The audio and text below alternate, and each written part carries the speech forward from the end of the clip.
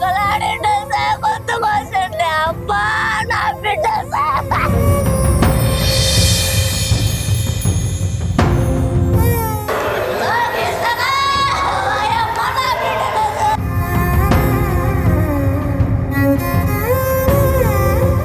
పదకొండు 10 కల్లా ఇంటికి వచ్చి గొంతు కోసేసినారు సార్.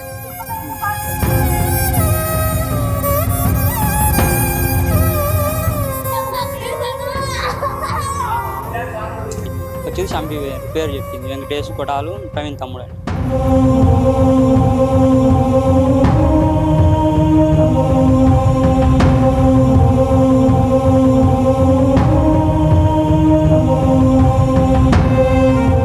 కాజీపేటలో అంత దారుణ ఘటన జరిగింది. ఒక అమ్మాయిని గొంతు కోసి చంపాడు ఒక యువకుడు. అసలు ఏం జరిగిందనే విషయం మనతో మాట్లాడడానికి ఆమె తల్లి ఉన్నారు. ఆమెను అడిగి మరింత విషయం తెలుసుకున్నాం.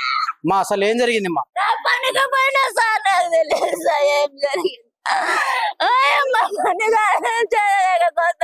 నా బిడ్డన్నర కాదండి సార్ ఓయమ్మ కీర్తన ఓయమ్మ కీర్తన మాకు ఏమి చెప్పలే సార్. నేను పనికి పోయినా సార్, కూలి పని పోయినా సార్. నేను పని వేసాను నా బిడ్డను తెలియదు సార్. అమ్మా కీర్తన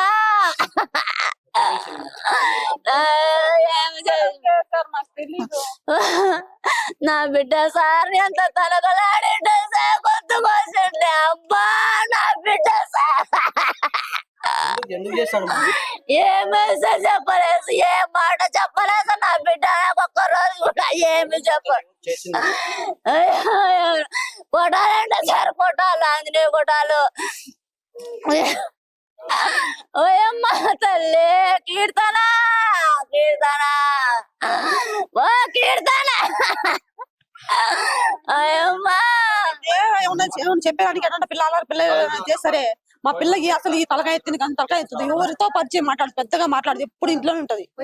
అట్లాంటి పిల్లని వాడు ఏం చేసిండో ఏమని అక్కసి పెట్టుకుని ఎందుకు వచ్చిండ్రో మాకు తెలియదు సార్. అసలు తెలియదు మాకు. అసలు చచ్చిపోయింది కూడా గొంతు కోసింది కూడా తెలుసు సార్ మాకు.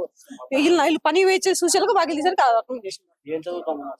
సెకండ్ ఇయర్ చదివింది సార్, పరీక్షలు కూడా రాసింది సార్. నా బిడ్డ ఏ మంచోనికి ఇంట్లో ఉంటున్నానే సార్. మేము 10కి బయటకు వెళ్ళిపోయినా వ్యాపారానికి. వచ్చే కొద్దీ 11, 10 కల్లా ఇంటికి వచ్చే కొద్దీ గొంతు కోసేసినారు సార్. ఎందుకు ఇంత దారుణంగా చేయడానికి ఎందుకు చేశాడు? ఎవరు తెలుసు మా అమ్మాయి అటు తెలుసు. ఎట్లా పాన్ వండి చెప్పింది కొట్టాలో వెంకటేశ్ పని అని. పని మాకు తెలియదు, వెంకటేశ్ అంటే తెలుసు. పాప చెల్లెలకు వచ్చి పాన్ పోయింది. కీర్తన అన్నున్నాడు మనతో, ఒకసారి ఆయన అడిగి మరిన్ని తెలుసుకున్నాం. బ్రదర్ చెప్పండి, అసలు కీర్తన ఏం చదివేది, అసలు ఎందుకు జరిగింది ఈ ఘటన? ఇంటర్ సెకండ్ ఇయర్ ఎగ్జామ్స్ రాసింది.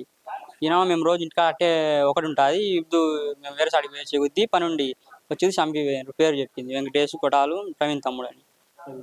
అసలు ఎందుకు ఇంత దారుణంగా అమ్మాయిని గొంతుకోవాల్సిన అవసరం ఏమొచ్చిందంటారు వాళ్ళకు? ఏమో సార్ తెలియదు మాకు. అంటే ఇంతకుముందు ఎవరైనా వేధించే వాళ్ళు నన్ను ఏమైనా చెప్పేదా మీకు? ఏం చెప్పలేదు. అంటే మాకు ఎవరు చేసే శత్రుత్వం లేదు మాకు ఎవరితో. అంటే ఏం శత్రుత్వం లేదు, ఇంతకుముందు మీకు ఏం చెప్పలేదు. కానీ వాళ్ళు ఇంట్లోకి అంటే మీరు లేని సమయం చూసుకొని ఇంట్లోకి వచ్చేంత దారుణంగా గొంతుకోవాల్సిన అవసరం ఏముంది? ఏమో సార్ తెలియదు. ఏమో చెబుద్ది లేరు, ఎవరు లేరు. అంటే వాకిలు వేసి ఉన్నారు, అమ్మాయి ఒకటి ఉన్నది ఇంట్లో. వచ్చేది వాకిలు వేసి పోయింది కోసి. అంటే ఎప్పుడు జరిగింది ఇది, మీకు ఎప్పుడు తెలిసింది అసలు? మేము 10కి బయటకు పోయినాం, వచ్చి 11, 15 అయింది. ఆ మధ్యలోనే అయింది. వచ్చేది చూసాం ఫస్ట్ నేను చూసి. అంటే అప్పుడు బతికే ఉన్నది పేర్లు చెప్పింది. ఫస్ట్ దారిలో వస్తా శేనుల్లో అంబులెన్స్ వచ్చి. ఇంట్లో ఎవరు లేని సమయంలోనే ఇద్దరు, అంటే మొత్తం ఇద్దరు ఉన్నారు. వీళ్ళిద్దరు ఆ అమ్మాయిని ఇంట్లో ఎవరు లేని చూసి ఒక్కసారిగా దాడి చేసి గొంతు కోసారని చెప్పి వీళ్ళకున్న సమాచారం వరకు తెలుస్తుంది. మొత్తానికి అసలు ఏం జరిగింది, ఆ అమ్మాయిని వీళ్ళు ఎప్పటి నుంచి ఫాలో అవుతున్నారు, అసలు దీని వెనక ఇంత దారుణంగా చంపాల్సిన అవసరం ఏముంది, దీని వెనక అసలు మోటివ్ ఏంటి అని చెప్పి పూర్తి స్థాయిలో ఇప్పుడు పోలీసుల అదుపులో కూడా ఈ ఇద్దరు నిందితులు ఉన్నారని చెప్పి మనకు సమాచారం తెలుస్తుంది. మొత్తానికి ఈ అమ్మాయి ఏపీ మోడల్ స్కూల్లో సెకండ్ ఇయర్ పూర్తి చేసుకొని ఎగ్జామ్స్ కూడా పూర్తయ్యాయని చెప్పి కూడా మనకు సమాచారం ఉంటుంది. అంటే ఈ మధ్యకాలంలో మనం చూస్తే ఇట్లాంటి ఘటనలు చాలా ఎక్కువైన మనం చెప్పవచ్చు. ఎందుకంటే రీసెంట్గా మన కడప జిల్లాలో చాలా వరకు ఇలాంటి హత్యలు జరగడము ఎక్కువ అయిపోతున్నాయి. మొత్తానికి మనం చూసుకుని చాలా వరకు భయాందోళన అని చెప్పవచ్చు. ఎందుకంటే ఈ పాప ఇంట్లో ఉండడంగా ఒక్కసారిగా వీళ్ళు వచ్చి గొంతు కోసి చంపారు. అసలు ఇంత దారుణంగా చంపాల్సిన దీని వెనక అసలు ఏంటుందని కుటుంబ సభ్యులకు కూడా అర్థం కాని పరిస్థితి. ఏం లేదు, మా పాప చదువుకుండేది, ఎటువంటి ఇబ్బంది లేదు, ఎప్పుడు మాకు ఎటువంటి కంప్లైంట్ లేదు, ఎంతో చక్కగా ఉండేది, అందరితో సౌమ్యంగా మాట్లాడుతూ ఉండేది. కానీ ఇలాంటి ఘటన జరగడం మాకు ఎంతో బాధాకరణం అని చెప్పి ఒక పక్క తల్లి కావచ్చు, తండ్రి కావచ్చు, అన్నయ్య కావచ్చు మనతో చెప్తున్న పరిస్థితి.